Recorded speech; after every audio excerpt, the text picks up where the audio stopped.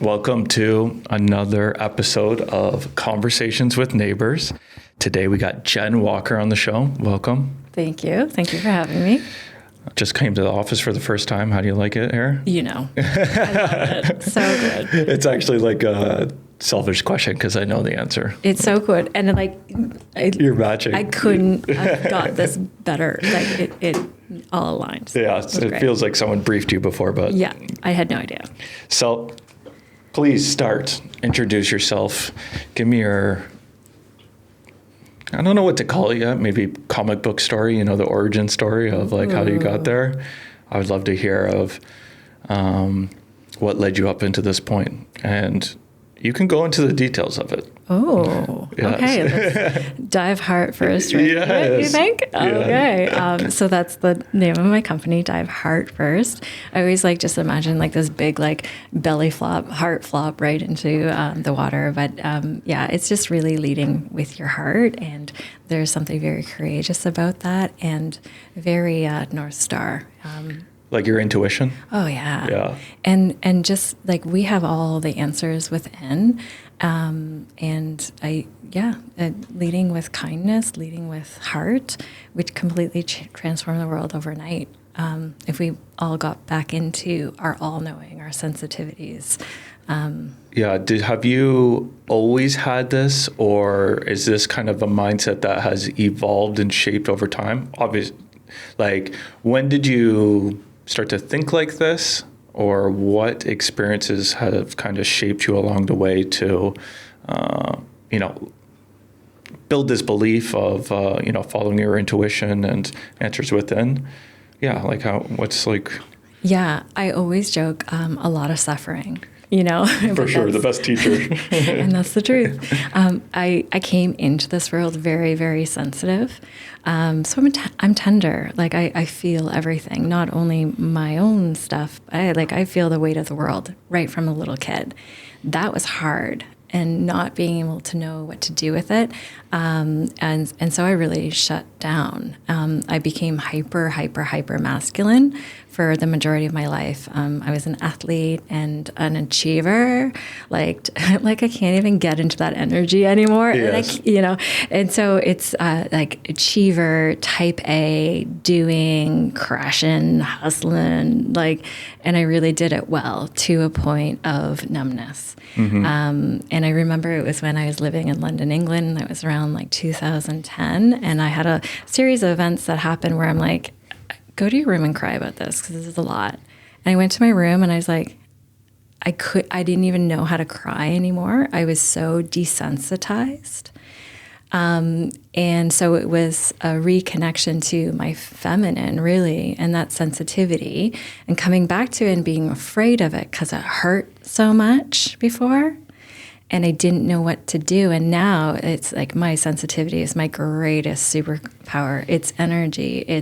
You can alchemize. There's a lot of cool things you can do. So I got back to this attunement to my feminine. Now I would say I love a masculine. I'm glad I have that skill and that trait, and the feminine, and being able to flow and balance and go in and out of both of them. Yeah, the yin and yang of it all. Yeah. And I kind of feel what you were saying there of you become a high achiever, and a lot goes into that too. So you kind of go blinders up, and you kind of callous yourself, because you're pushing. And for myself personally, doing that journey, it was seeking outside validation. Once I achieve this, then I'm gonna get what I'm searching for. And that over time, it does callous your feelings, I guess, for that numbness. But really, all the answers are within. All the happiness is within. It's a single player game. It's all internal. And when you kind of hit that tipping point of, okay, so you were out there, you were achieving, numbness comes, then you're I don't even have feelings anymore. My emotions are gone too. So obviously something clicked, a tipping point of to go down this other path. Mm-hmm. What were some of the first steps? Maybe you watched a YouTube video or read a book or went on a retreat or saw a coach, or what was like kind of the early steps to go down that path to find your feminine side? It's funny. Like, I wish I learned that easily. I wish I just became resourced and read a book or I listened to a podcast. That's not the path that I chose. I chose, I don't know if I can swear on this podcast, but I chose to just keep on getting my ass handed to me. Yeah, just more suffering. And so I think that in 2010, when I sat with myself and just had that, oh, wow, okay. And then just looking around and I started making some changes there. I would say a big life event that happened much later, actually, when I started my own entrepreneurial journey and started this business.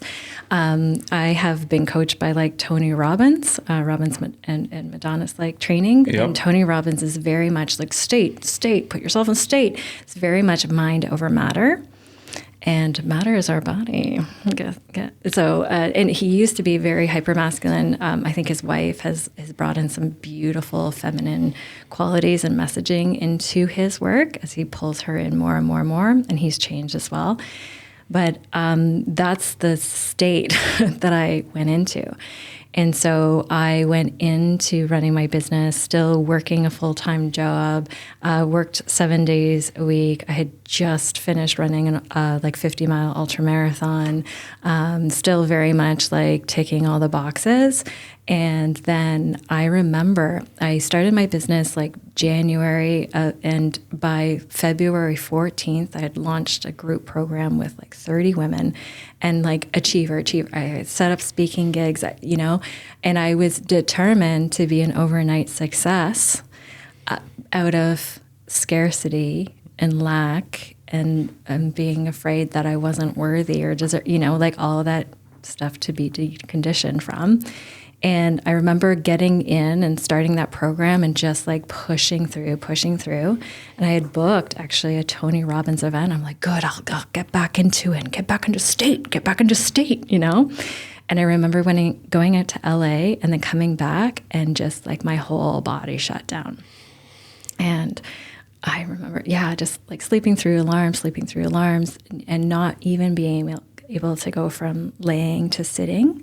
Got super dizzy, and I was like, okay, this is my lesson on surrender. Mm-hmm. I was like, okay, here's my surrender moment. And I planned in surrender. I was like, I'm going to surrender for a day. Yes. Wow. So brave. Yeah. One day. And so I started to try to control surrender. Yes. And I'll surrender this weekend and be good. Anyway, so that was really the catalyst of I had no other option but to find another way. And that major burnout, I had warning signals in my body before, mono and, all nervous system all jacked up. Absolutely. Yeah. And so this was something that I had never experienced before. And it was like walking a tightrope. If any little thing I did, didn't get enough sleep, water, I was just plow me over. Yeah. Yeah. That's a tough position to be in, but I'm assuming that you've kind of bloomed out of that. Absolutely. It's so now it's achievement run. Yeah. Not your true self though. Yeah. Broken down, almost paralyzed where you can't do shit. Mm-hmm. And then what's kind of then the growth from the cracks, what is that piece? What is the practices that kind of got put in place? Obviously you got to learn to let go actually, Yeah. What were those pieces? Yeah. And I think that's what brought me back to my heart. Cause I think of my striving and my overachieving. I was just really trying, my parents are amazing, and a misinterpretation as a young child. I must get love and acceptance from my dad to be an athlete, yeah. My mom with academics. Yeah. And so, just deconstructing that. If they're proud of me, they love me. Right. And then I'll be okay. Yes. So, but yeah, coming out of that and getting into the discernment of, and really just figuring out what's true for me, and figuring that out and letting go of attachment or results or all the things that are a constant narrative, like still very much in our society. And sometimes I listen to things and I'm like, literally, they're just like, just breathing out for the person because they know where they are right now. And it's tough. It's a tough place to be. Yeah. Yeah. So that it's through your experience now you have to kind of have the ability to package it up, and be able to bring it to other people and kind of give them guidance of like, listen, you don't have to go through what I go through. Like I kind of have built a toolbox and don't do it the way I did it. do it, and do it the way you do it. Yeah. And then, so that's kind of the lead in of the business, right? Yeah. And the speaking. Yeah. What a beautiful journey. Oh, I know, eh? Life. And so that has kind of led you into the studio and into the New Roads Girls Night Out. You're going to be the keynote speaker to that. Yeah. How did that come about? And what can people kind of expect from that? Yeah, so it came about through referral of somebody seeing me speak at a different event. And I'm really excited about it. Like just diving into New Roads and diving into the charity that we're supporting in that evening.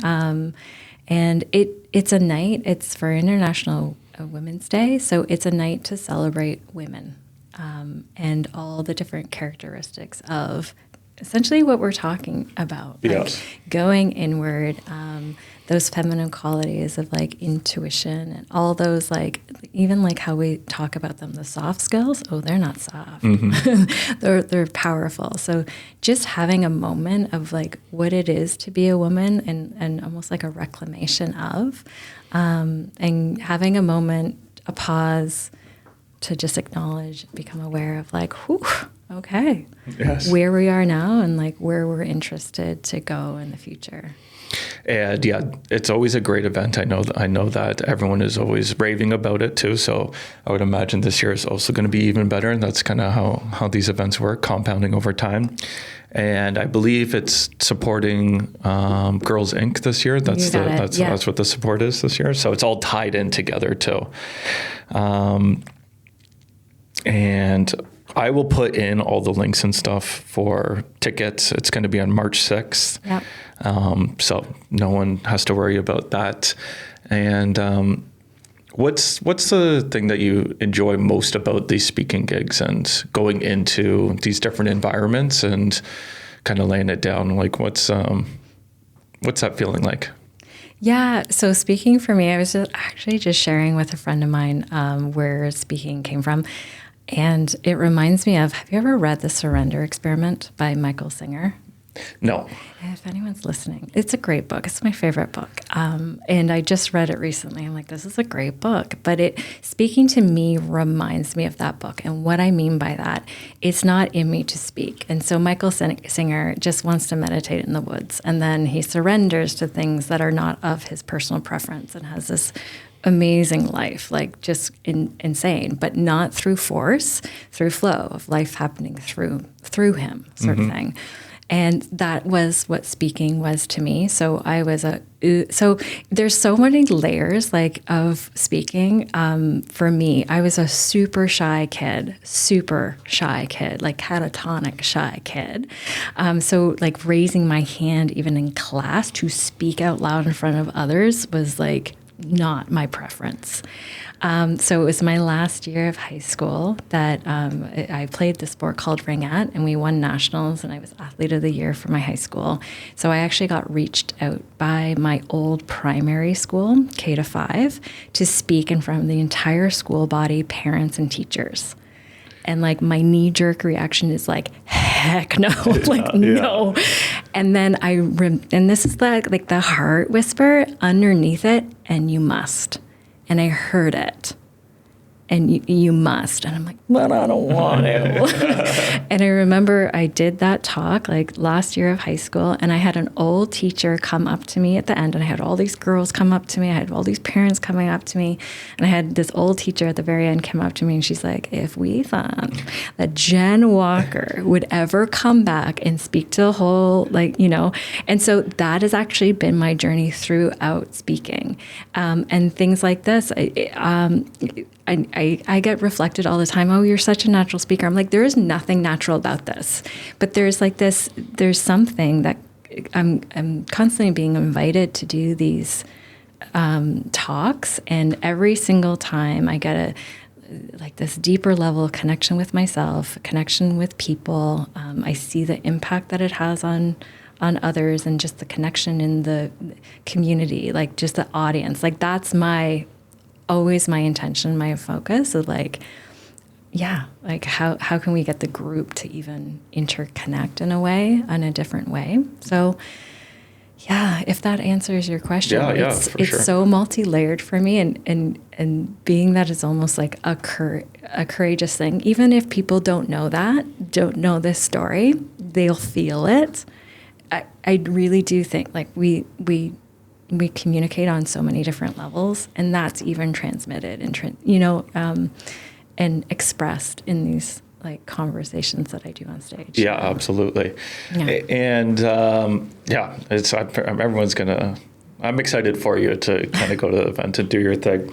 If you could give like a message to people listening, to women listening right now of that want to lead in either their careers or their business or in their community, like what message would you give them? Yeah. And so I'd actually even flip that question on its head, because they're already leading. Okay. And so what I mean by that is like, what message would I give for them to lead? Leadership looks very different. And a lot of times we can talk about leadership as like maybe like the front of the class or front of the room. That's one form of leadership. There's also leadership from the side of the room and the back of the room and in the room. And women do that all the time. And so, right? For sure, yeah. You know women. Yeah. Lots of women around me. I got sisters, mom, wife. So. Yeah. And so if we're talking about leadership, I think what's interesting for us to do is talk about different ways in which to lead. And women are already leading, and we might not view it that way. And I will say sometimes when we see a woman in leadership, say politics or business, sometimes they're actually leading in a very hyper-masculine way, which is not wrong. It's just, it's a way. It's a way of leading. And there is a way to lead in a feminine way as well as a woman. And, yeah, I'm just thinking of my, why I say, women, I'm thinking of my own household. Like my father would get angry and tell us what to do, and we would do it out of fear. My mom organized the whole house. Yes, for sure. My mom led the house, and that was very well known and felt, although it might have not have been perceived that way. Yeah. And that is done in business, that is done in community, that is done in household. And so, I think it's just a time to like notice that and appreciate it and celebrate it. I love it. Could you give me a story that has kind of shaped you or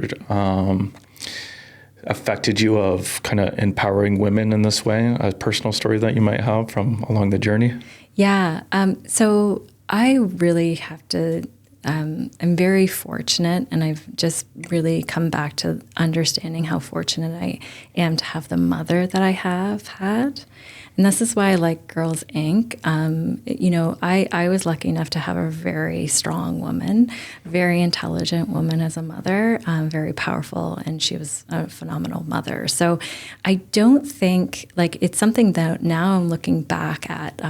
My mother was a scholar. She got a full ride to McMaster, and she has just recently passed. So I was able to be with her in the last couple of weeks of her life and really talk about a lot of things and just really get acquainted. Like, she loved being a mother. Like, when she was a teacher, met my dad, had us, became a full-time mother, loved it. And she was everything. Like, she was president of the Ring Out Association. She was on the PT. Like, she did everything, and truly loved it. It was her heart.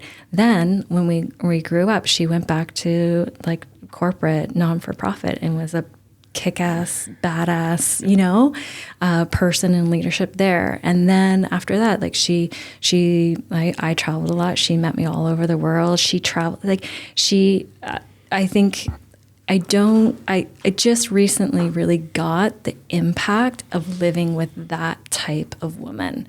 And so, a personal story that has impacted me, her, definitely. And then it's just, just learn through example. So kids learn through what you do, not what you say to do. And I learned through her. Yeah, I love it.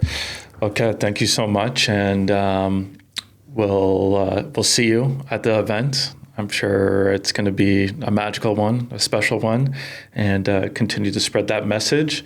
And for everyone listening, I'll put all the information for tickets in the show notes. And yeah, okay, bye-bye.